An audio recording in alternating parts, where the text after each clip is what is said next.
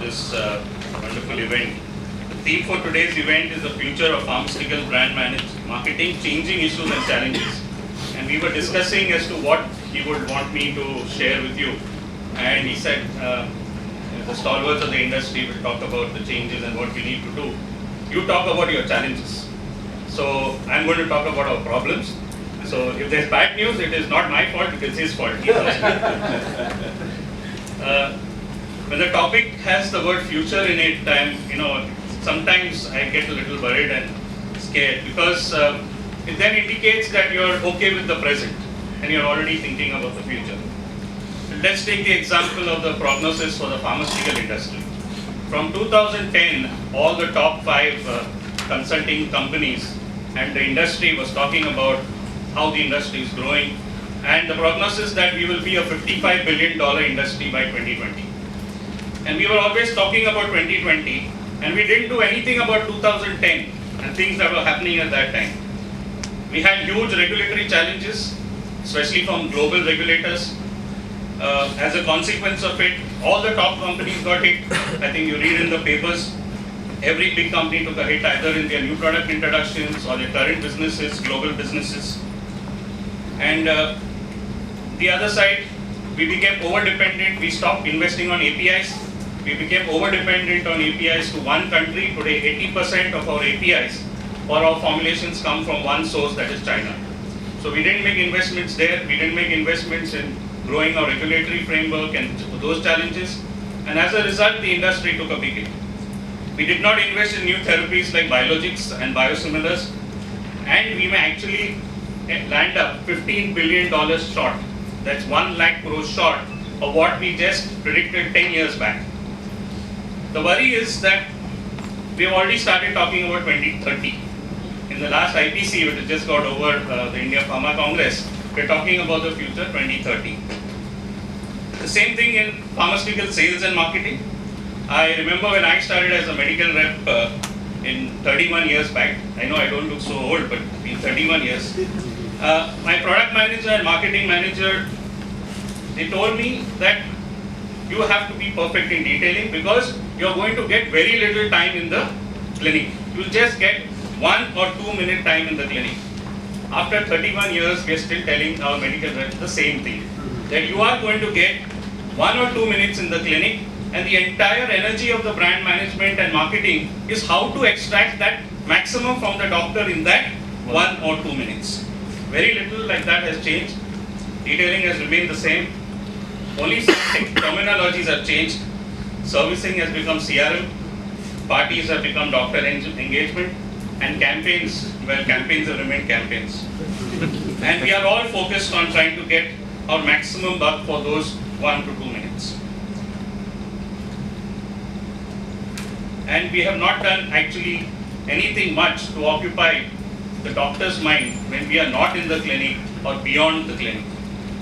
We have become pretty lethargic in overcoming these challenges, but I don't blame brand managers for this. Why I don't blame brand managers? Because fortunately or unfortunately, growth to the pharma industry came pretty easy. If I have to look at 2 or 3 drivers of growth, one has been the just simple geographic expansions. In the last so many years, we have gone to every nook and corner of our country. Companies have launched and added hundreds and thousands of medical reps every year. So just adding numbers, the sheer number has given us, the reach has given us so many numbers.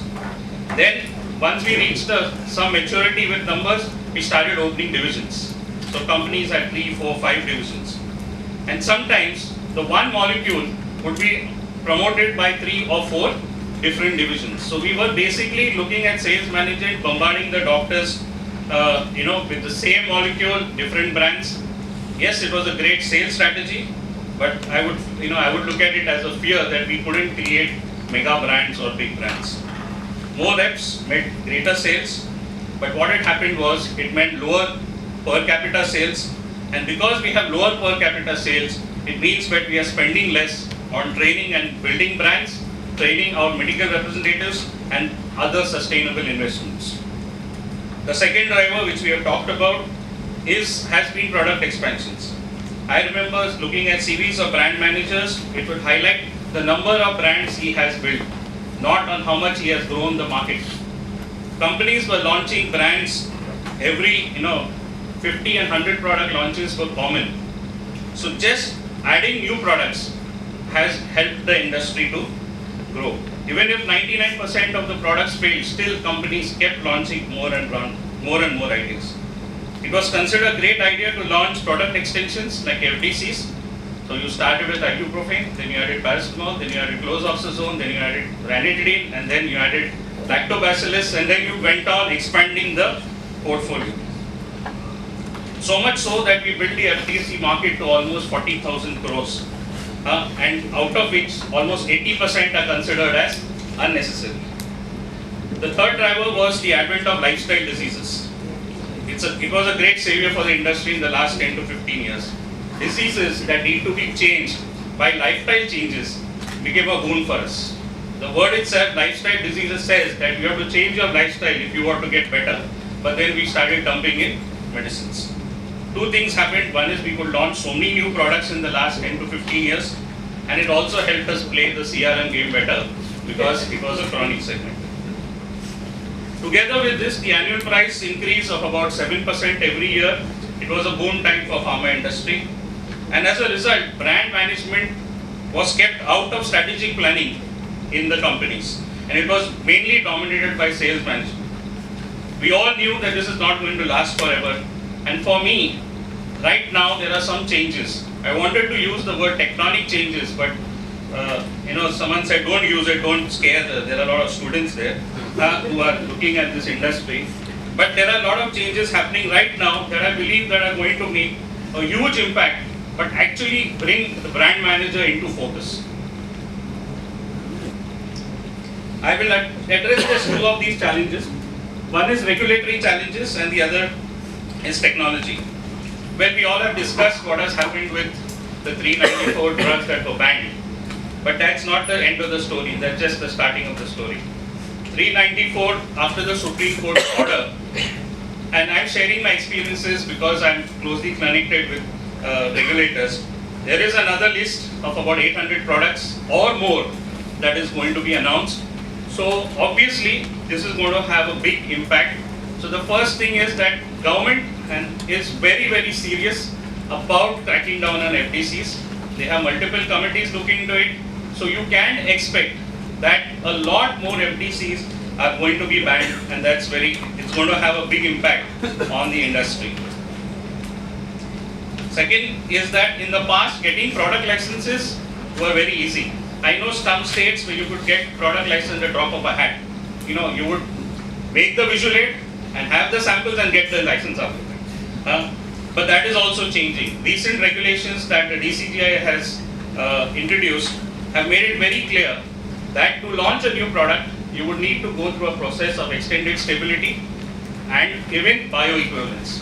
So it does not necessarily mean that I'm a pharma company, and even if I want to launch a paracetamol tablet tomorrow, which I have not launched in the past, I have to establish that I know how to make paracetamol tablets, and I have to submit 6 months stability data, and then only I will get a license. So getting a new product license, even for an existing product, is going to take at least 6 to 9 months. That is one.